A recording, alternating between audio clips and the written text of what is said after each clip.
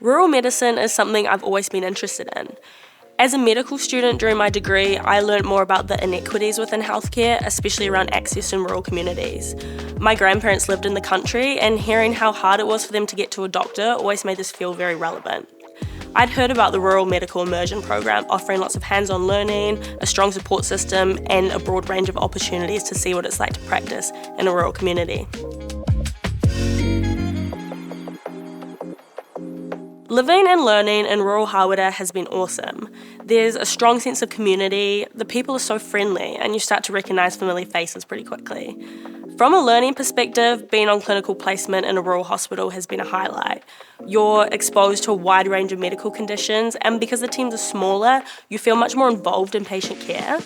And day-to-day life is also practical, with everything you need largely in one place, and the 4-minute commute to the hospital is amazing. It's really opened my eyes to how broad and varied rural medicine is.